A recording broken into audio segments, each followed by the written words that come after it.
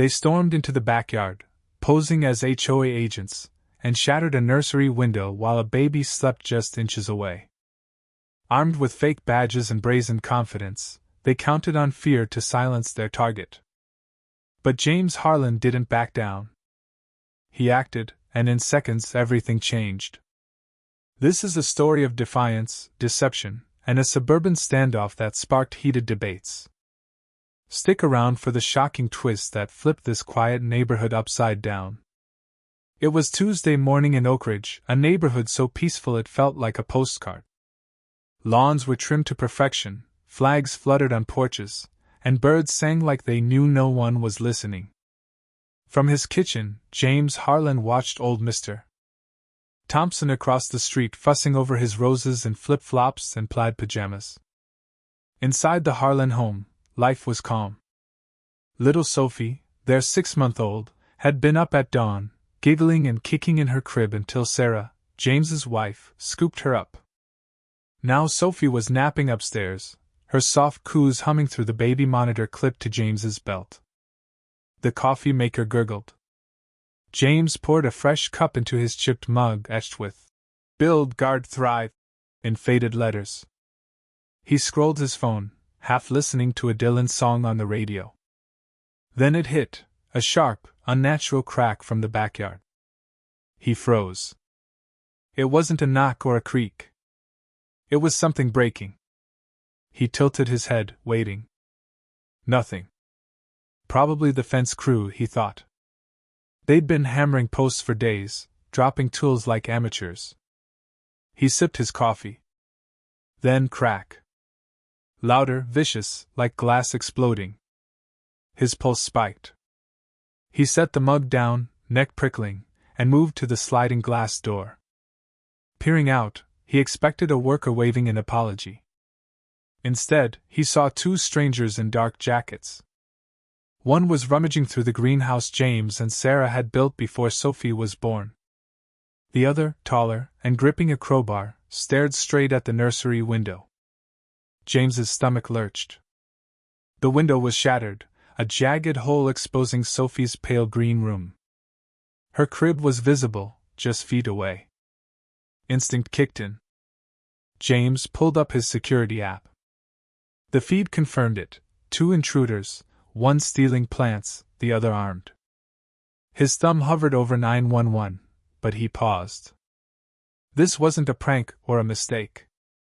This was deliberate, in Oak Ridge, where trouble was a myth, until now.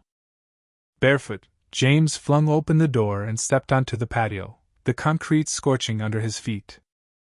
His heart pounded, not with fear, but with a razor-sharp focus. The men turned.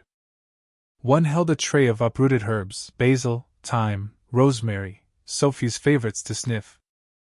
The other adjusted his vest, trying to look official. "Who the hell are you?" James barked, his voice slicing the air. The crowbar guy didn't flinch. He flashed a laminated badge, cheap and crooked. "HOA enforcement," he said, monotone. "You're violating Code 4, Section 8. Unauthorized structures. We're clearing it out." James's eyes narrowed. The badge was a joke, the logo blurry. "Since when does the HOA smash windows with crowbars?" he shot back, stepping closer. "Who authorized this?" The plant thief shifted, nervous. The leader raised a hand, palm out, like he owned the place. "Step back, sir, or we'll escalate to county code enforcement." His tone was rehearsed, but his eyes flickered, uncertain. James caught it. Years in cybersecurity had taught him to spot liars. These guys weren't HOA. They were fakes, and they just smashed a window by his daughter's crib. James didn't shout. He didn't need to.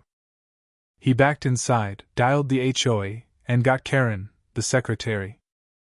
"James Harlan, Maple Drive.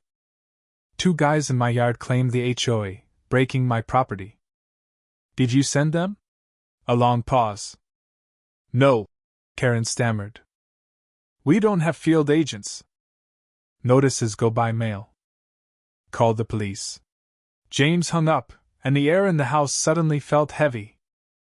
He glanced at the nursery window, its cracks glinting like a warning. Soil and ceramic shards littered Sophie's playmat, inches from her crib.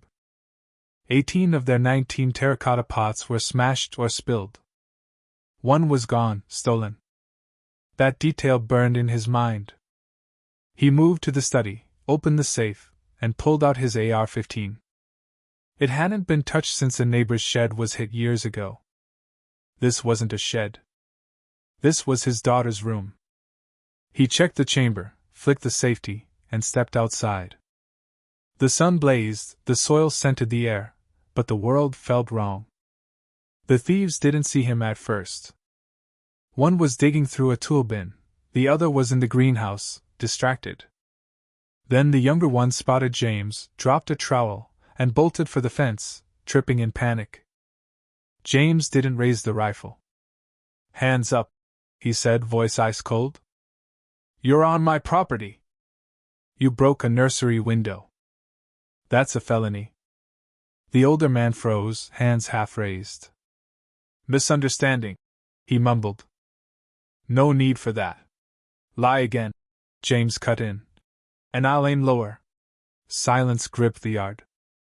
The runner was scrambling over the fence, desperate. James leveled the rifle at the ground behind him and fired once. The shot roared, echoing through the cul-de-sac, birds scattering. The runner collapsed, not hit, just terrified, face in the grass.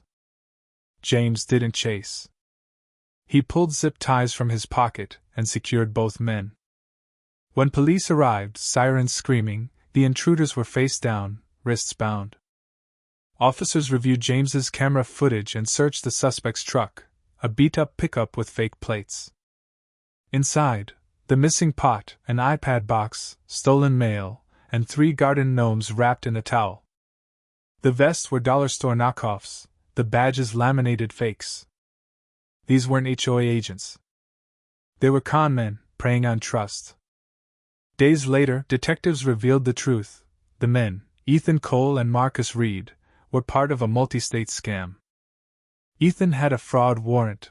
Marcus was under investigation for impersonation. They'd hit dozens of neighborhoods, using fake uniforms to steal under the guise of compliance. Oak Ridge was just their latest mark, until James stopped them. The story exploded online. A 30-second clip of James striding out, firing the warning shot, and zip-tying the thieves went viral. Reddit called him Suburban Rambo. TikTok slapped on dramatic music and HOA Scammer Zone captions. Some praised his courage, others argued he escalated too far over. Just plants. Memes flooded X from "Don't mess with Dad" to HOA nightmare fuel. James ignored it, haunted by the footage of the crowbar hitting the window, Sophie's crib in the background. At a press conference, the sheriff said, "Laws matter, but so does instinct." Harlan used both. Neighbors showed quiet support, a pie, a note, a nod. The HOA president left a basket with a card. "You protected us all." 3 weeks later, life settled. The nursery window was now bulletproof glass, and the greenhouse was rebuilt with a new camera. All 19 pots were back, the stolen one chipped but proud, holding basil. Sarah painted a sign for it. "Fake power, real consequences." It wasn't about fame or vengeance. It was about peace, restored but hard won.